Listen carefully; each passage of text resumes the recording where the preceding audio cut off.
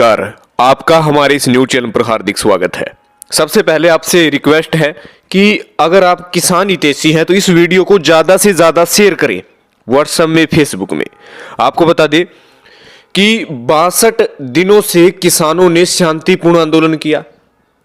इस आंदोलन की चर्चा भारत में नहीं विदेशों में भी हो रही थी कि शांतिपूर्ण ढंग से यदि कोई इस समय भारत में आंदोलन कर रहा है, जो लंबा ये आंदोलन है, वो भारत के किसान हैं। लेकिन 26 जनवरी को परेड के लिए 2 या 3 जनवरी को ही किसानों ने कह दिया था, और 2 दिन पहले पुलिस और किसान नेताओं के बीच में जहां पर परेड करनी थी वे रूट भी निर्धारण हो गए थे। 9 रूट थे। 9 में से 7 रूटों पर अच्छे ढंग से तिरंगा हाथ में लिए हुए किसान अपनी परेड कर रहे थे।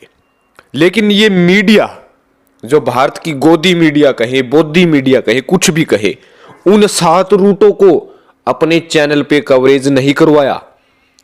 9 में से 7 ऐसे स्थान थे जहां पर अच्छे ढंग से बहुत ही सुंदर तरीके से किसानों ने परेड निकाली। हालांकि 2 रूटों पर उत्पात मचा, और इसकी जिम्मेवारी खुद दीप सिद्धू ने भी ली कि हमने पहले ही इरादा कर लिया था कि लाल किले पर जो है अपना झंडा लहराएंगे। और बताया जा रहा है कि किसान नेताओं ने पुलिस को भी बता दिया था कि ये एक संगठन जो है गड़बड़ी कर सकता है। उस एक संगठन के कारण ही सब कुछ लाल किले पर आप देख सकते हैं, आईटीओ पर आप देख सकते हैं, सिंधु बॉर्डर पर आप देख सकते हैं। सबसे बड़ी ये बात है कि लाल किले पर जाने के कारण ही, लाल किले पर उन्होंने जो लक्ष्य बनाया था कि लाल किले पर झंडा फहराएंगे, उसी के कारण इन क्षेत्रों पर उत्पात मचा है। लेकिन ये गोदी मीडिया की बात करें कि 9 में से 7 जगहों पर बहुत ही सुंदर तरीके से झंडा लहराते हुए ट्रैक्टर दिल्ली की सड़कों पर चल रहे थे, कानून और नियमों का पालन कर रहे थे। लेकिन सभी न्यूज चैनलों पर किसानों को आतंकी घोषित कर रहे थे, किसानों को अलग तरीके से व्याख्यान कर रहे थे और किसानों की जमकर बुराई ठोक रहे थे। आपको बता दें कि किसानों ने अपना एक संयुक्त किसान मोर्चा बनाया था। इस मोर्चे में काफी संगठन शामिल थे, पंजाब के भी संगठन शामिल थे, हरियाणा के और यूपी के व अन्य राज्यों के। लेकिन जो एक दो संगठन जो बच गया था, जिसमें दीप सिद्धू हो, पन्नू हो, उन्होंने यही कहा था कि हम रिंग रोड होते हुए लाल किले पर जाएंगे, पुलिस के बताए हुए जो है रूटों पर हम नहीं जाने वाले हैं। यानी ये तो पहले ही उन्होंने ये बयान कर दिया था, तो पुलिस भी सचेत जो है होना चाहिए था कि किस प्रकार ये उत्पात मचा सकते हैं। लेकिन दीप सिद्धू की बात करें, सनी देओल के लिए काफी उन्होंने सटार प्रचार किया, काफी भाजपा के नेताओं के लिए वोट मांगे, और नरेंद्र मोदी के साथ भी उनकी फोटो वायरल हो रही है, सनी देओल के साथ, धर्मेंद्र के साथ व अन्य भाजपा नेताओं के साथ।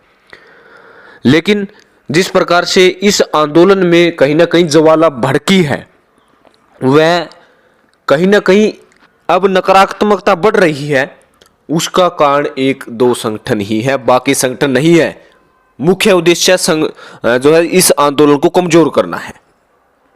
अब आगे की रणनीति क्या होगी?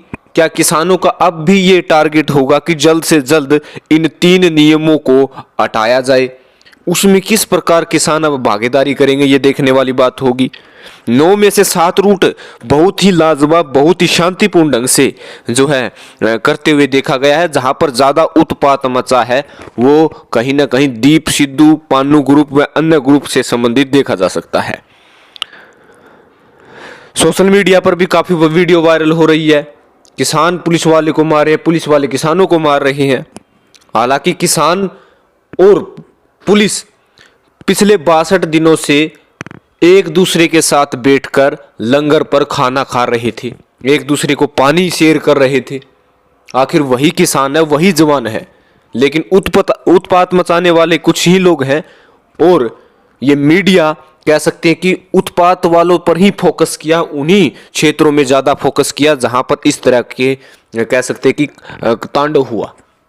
कोई कह रहा है ये किसानों का तांडव है, कोई कह रहा है कि ये अंत की है, कोई कह रहा है कि ये देशभक्त नहीं है, कोई कुछ कह रहा है किसानों के बारे में। लेकिन किसान एक है, किसान देशभक्त है। किसानों ने 9 में से 7 स्थानों पर शांतिपूर्ण ढंग से जो है रूटों पर अपनी परेड निकाली, किसी प्रकार की कोई दिक्कत नहीं हुई। लेकिन कुछ लोगों की वजह से किसानों पर विभिन्न प्रकार की उंगलियां उठ रही है। इस मुद्दे पर यदि आप कुछ कहना चाहते हैं तो आप अपनी प्रतिक्रिया कमेंट बॉक्स में अभी डालें। धन्यवाद।